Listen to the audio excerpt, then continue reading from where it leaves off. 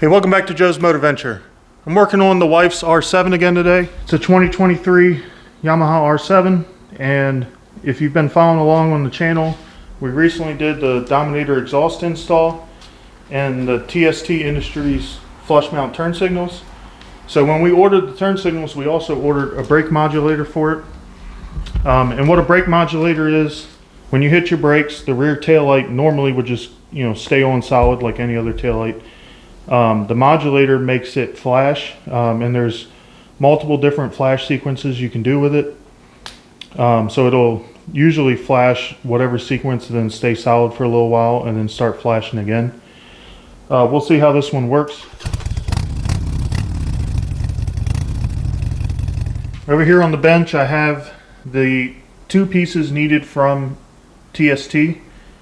So this is the actual modulator, which is 10277. So this is made for Yamahas, and then you have the specific harness for your bike. So this is just a T harness. This side will plug into the tail light, and then this side will plug into the harness that would normally be connected to the tail light, and then this plugs into the modulator itself. So there's the part numbers. It's the top number there on both of these. And then these are the tools we're going to need. So just a 4mm Allen, a pick for some clips, and a little screwdriver to get into the modulator to mess with the programming. Alright, so I've got the rear seat off of this already. If you have smaller hands, you may be able to do this without pulling the tail light. That connector there is the one that you need to get to. My hands do not fit down in there, so I'm going to go ahead and pull the light. It's really simple. So we'll start down here on the bottom. There are these two pins here, and if you've been watching my channel and you watched the turn signal install video on this bike, you'll know how these work, but I'll go over it again. So you pop that, drop it on the floor, and do this one without dropping it, hopefully. So you just push that center pin in and then pull on that outside flange and to remove them, and then to reinstall them you push that center pin out like that, put it up in the hole, and then push it flush. I like using this 90-degree pick because you can't push them too far, and so like if you use a straight pick, you can push it to where that center pin will come all the way out, and then you lose it up in wherever you're working. So I like using this. If the pin comes all the way out, it's no big deal. You can put it right back in, but it's just easier with this 90-degree pick. So with those two pins out, we can pull this little cover here. It's just a 4mm Allen. I'm trying to do this with one hand. So that little cover pops up, and then there is a pressure fit right there on that red tab. So you just got to pull on the tail light and work it out of that grommet, and then it'll hang loose. So we can go ahead and unplug that, and then plug our new harness into the light, and then into the bike. And then I'm going to go ahead and put the light back in place, and I'll hook up the modulator once this is all back together. Alright, so I'll show you these pins again, putting them back in. So I've got the center pushed outward, and just slide up in the hole, snap it in.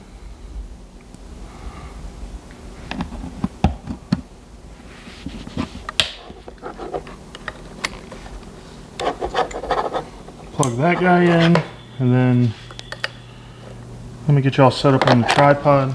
Alright, so there's two screws in the cap of this. So you just obviously take those out.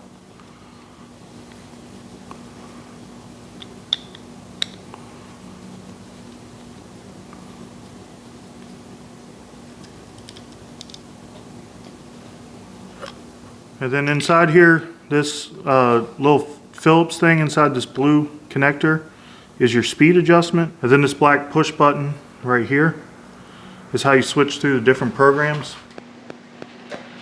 So that's the setting that it was on already. I'm going to go ahead and try another one.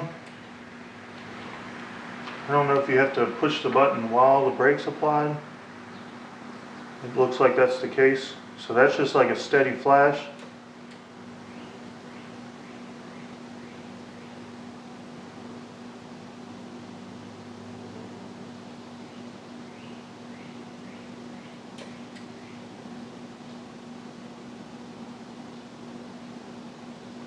So it looks like it has 3 settings. So it has this one here.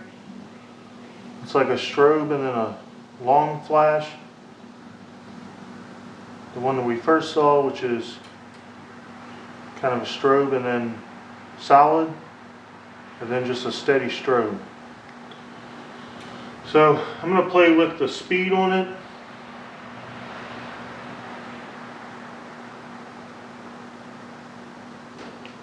So the speed was turned all the way up. So this is all the way down. And I think my wife wants it set up so that it flashes and then goes solid. So we're going to go back to that setting.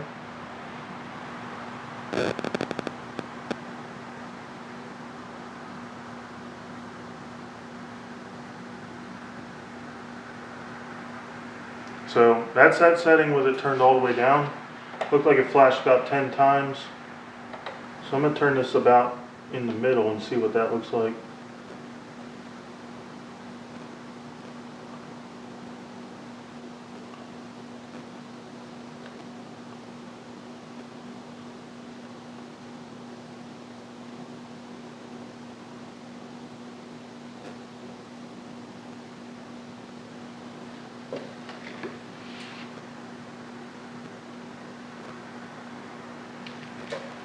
I think we want it a little bit faster than that.